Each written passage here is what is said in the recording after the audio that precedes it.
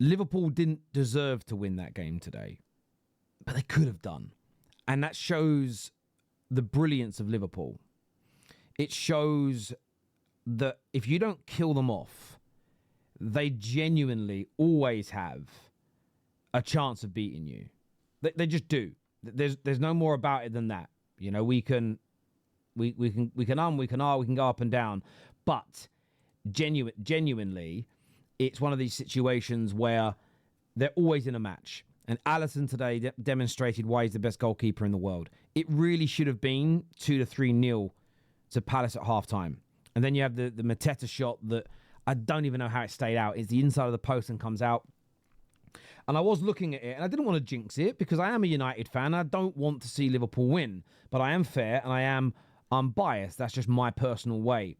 But I was watching it, and I felt to myself that this had a sting in the tail for Palace because they weren't killing Liverpool off. Liverpool weren't particularly great, but Crystal Palace were a really good team. I know they say you shouldn't take the league table too seriously after 6 games, but if you look back at last season, start to this campaign, Crystal Palace are genuinely one of the best teams in England right now. There is no debate about that. They are. So although Liverpool weren't at their best, do I correlate that to them not being at their best against Burnley as an example? No, because of the quality and the calibre of who they're playing. There needs to be there's a nuance in there to look at and speak on. But Chiesa scored very late in this game, and I think every Man United fan, every Evertonian sank. I think Arsenal fans, City fans who are fighting out for this title sank. And you saw 6 or 7 minutes still was going to be added onto the game. And I know every Liverpool fan watching, if we're being honest, feels exactly the same as I did, which was they're going to go on and win this now. They are going to go on, that being Liverpool, to win this game. One, because they've been inevitable this season. 2, the flow and the rhythm of the game went in Liverpool's favour. They had the much better second half. And Palace looked dead on their feet when that goal went in. But then Palace just summoned up from nowhere this grit, this determination, this sort of togetherness. And I think what's really interesting, and I think what's really important to remember as well when it comes to these situations and these scenarios, is the fact that, and I want to make sure I say this in the right way, I want to make sure I explain this in the right way, but you get this kind of, they got this grit that came over them, this determination again, and in the last 3 or 4 minutes, I could sense a Palace goal was going to go in. And it's so big for them. But I can't tell you how important this is for the league. It's going to be really intriguing to see now the bounce back from Liverpool. I always, as a football fan, enjoy watching what the bounce back looks like. I think as well, look, that Hugo Ekitike red card, I think plays a really, really significant part in this game. Because Alexander Isak, for me, if you go back and if you're fair about this game, if you go and look at this game, Alexander Isak, in my personal opinion, looked, as you get to maybe the sort of 50th, 60th minute of this game, you could see that Alexander Isak was tired. You could see that he didn't have much left in his legs. He probably shouldn't have started the game. I think Ekitike starts this match if he doesn't get that stupid red card. And that red card has played a part in this. It wasn't a great game. I mean, he did have some opportunities. He did have some opportunities to shoot. He did have some opportunities to try and score today, Alexander Isak, but it wasn't his day. But he kind of faded in the game. I thought when Wirtz came on as well, there was this element of, he had some good touches. He got into a great position to score, should have scored, and couldn't quite put it away. So today was a combination of things for me when looking at Liverpool. They're a team that wasn't at the races. They were also playing a very good team. On top of that, some of their bigger players didn't have great games. Mo Salah is another one. Mo Salah is another one who I would criticise today. I thought he was poor on almost every single level. And by the way, just so if anyone is new to watching the Football Terrace, new to watching myself, I'm a massive advocate of Mo Salah. He's been a player that I've probably been propping up as your best player ever before when Liverpool fans were talking of Van Dijk's and Mane's and Trent's. I've always bigged this guy up. I've been talking about him in the GOAT conversation for the better part of 4 years. I want to just preface this before I go into what I'm about to say, but I thought overall today, I thought he was woeful. He got in the way of a shot that's going in. Szoboszlai's shot is going in.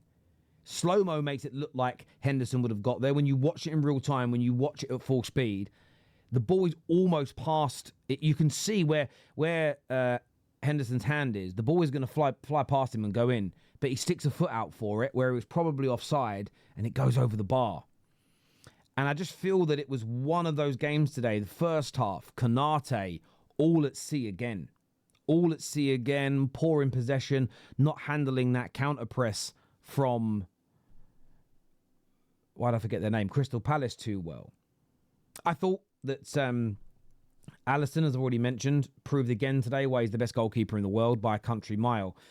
I thought Gakpo came on and did very, very well, but it felt like a disjointed Liverpool today. Like they didn't have too many answers, and an equaliser came from nowhere. And I really did feel that it was going to be another one of those games where Liverpool just go down the other end, put the ball into the back of the net, win the game, kill it off, and everybody sits there going, I can't believe they've done it again. I can't believe they've won this match the way they did. But it wasn't to be today. But sometimes in life they say you learn more through losing than you do winning. And the one thing I would say about Liverpool so far this season is the performances haven't been great over 90 minutes. The brilliant first half against Everton faded in the second. Today, really poor first half, improved in the second, but not that clinical edge wasn't quite there. Wasn't sort of marrying up expectation-wise. And I feel that Slot, I'm not saying he's got to get it right now, tomorrow. This is what I would say as well. There's no room to need to panic here from Liverpool supporters. And I don't think Liverpool fans will. I think Liverpool fans are far more level-headed than most supporters of most other football clubs. I think they're quite level-headed. There is no need to panic. You are still top of the league. You are still the best team in the league, in my opinion. And you've gone away to a really tough place. But there are some lessons to be learned here. I think that although the rumours came out to not be true from Dominic King that there was a fine-in of Hugo Ekitike, I'd be having another word of him today if I was his captain, if I was his manager, and saying, look, you helped cost us today. You know, we had to play a guy that isn't fully fit for longer than we wanted to, one of the hardest away grounds. I don't know if he'll play very many harder away games this year. Maybe away at Arsenal, maybe away at City, depending on how they're doing at that point. I think you'll get not an easier game, it's probably the wrong way to word it. I think you've got more. I predicted a Crystal Palace draw, I think. I predicted a win. I think I predicted a draw. I think you'll beat Chelsea next week as an example. I think you'll bounce back and beat Chelsea. So there is no need to panic at this point. There is no need for Liverpool fans to be losing their mind and going in on their players. I don't think that's the need for that at all. This is just healthy for the league from my perspective. But it just wasn't a great day today for Liverpool. I don't think there's any excuses. I don't think there's anything that was overly controversial that stopped you. It was just a case of Palace are a hard team. Some of your players weren't quite at the races, and you sort of got stung by what's been your poison today had been your medicine and your remedy in recent weeks, and it was just an interesting thing to see. So, look, I'd love to get your thoughts. I'd love to get your views. I'd love to get your opinions on this in our comments section below, please, people. Very, very important to the show. Very, very important to the platform that you get that done for us right now. But Liverpool will be back. Absolutely no reason to panic. Brilliant result for Crystal Palace, no doubt about it. But Liverpool fans, my advice for what it's worth, right? You're here listening to my content, so it means you must value my view to some degree, is don't panic. Don't allow the media narrative to run. Don't allow rivals to rattle you too much, because you are still the best team in England. Hit that like button, please. Make sure you're subscribing. Looking forward to reading your comments.